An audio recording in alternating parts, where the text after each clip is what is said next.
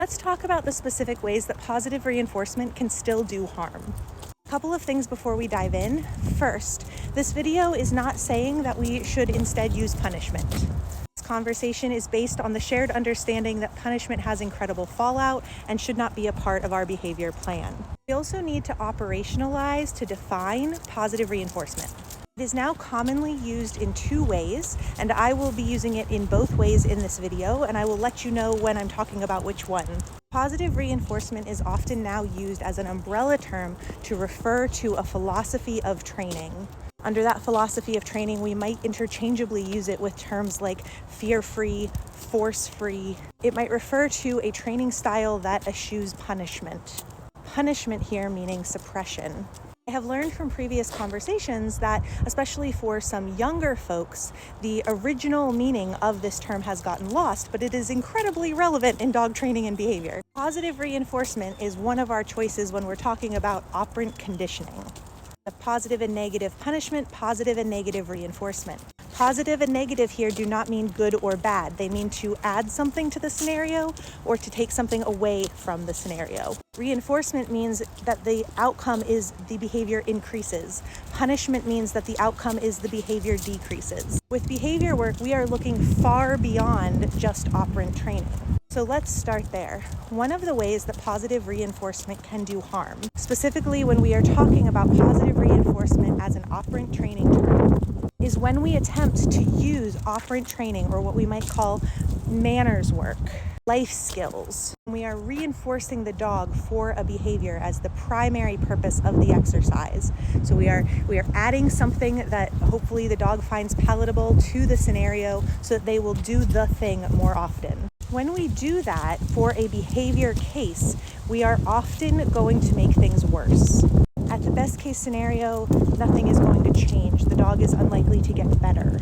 And that is because when we're talking about behavior cases, behavior is a symptom. So if we try just treating the symptoms, we can actually make the dog more anxious, more frustrated. We can make them feel less understood. We can decrease their agency, all of which is going to be really harmful in a behavior case.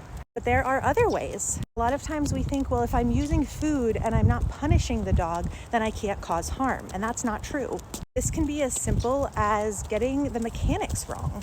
If we are doing counter conditioning, which is classical conditioning, not operant conditioning. So this isn't about reinforcement or punishment. This is about changing emotional associations. But it is both a science and an art. So for example, if we accidentally teach the dog that treat equals trigger instead of trigger equals treat, we can actually end up with a dog who won't take food rather than a dog who feels better about their trigger. We might also engage in positive reinforcement training with the dog over threshold. So we can be clicking and treating away, but if we have the environment set up so that the dog feels nervous or scared or frustrated, we are not optimizing their learning experience. And we're potentially trying to reinforce behaviors while our classical conditioning, our emotional associations are actively getting worse and worse, more and more negative. Sometimes positive reinforcement training does harm because the behaviors that we are reinforcing the dog for are counter to what they actually need to be doing. So we're asking them to sit and stay when really they need to be flighting. They need to be taking space from the trigger, for example, or they need to be self-regulating, so they need to be sniffing. We can use food coercively. We can use food to lure or prompt a dog to go into situations that they would otherwise not like to be in. And so they're in conflict. They don't want to get closer to that stranger, but the stranger has food. They're trying to tell us they do not want to go on a walk, and we're tossing food ahead of them to get them to go on this walk. And we're actually causing harm because they're stressed or they're in pain. And we're breaking down our relationship with them. We're not being emotionally attuned.